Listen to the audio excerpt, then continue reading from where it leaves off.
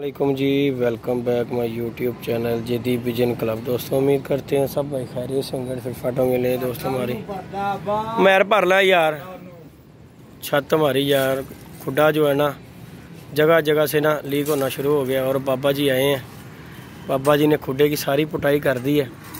बाबा जी कह रहे इको बारी प्लस्तर करा होने का, वो छत बाबा जी ने कर दी।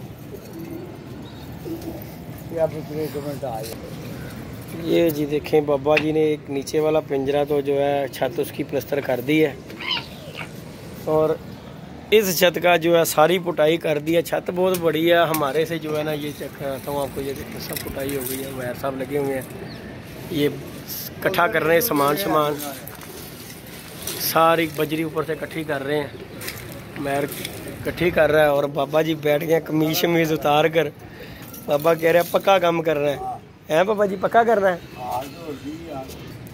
मिस्त्री को बुलाया जी हमने, तो छत की जो पुटाई शुटाई कर दी है। और मैर साहब ये देखें जी सारी बजरी इकट्ठी करके तोरों में डाल रहे हैं। और बाबे नू गर्मी लग रही, बाबे ने कमीज ला ली। बाबा जी हुण किता नहीं, हुण किता नहीं प्लस्तर।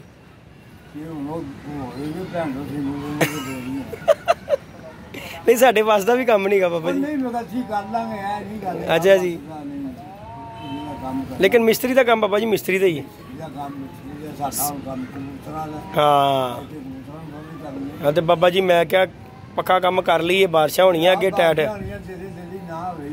कि टेंशन पै जाएगी, बहुत जालम टेंशन पै जानी है जब बारिशां होंगी।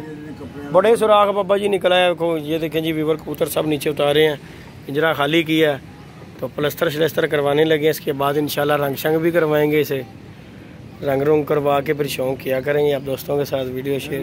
आज बाबा जी एक दोस्त ने कोई ਤੁਹਾਡੇ ਲਈ गिफ्ट भी भेजा।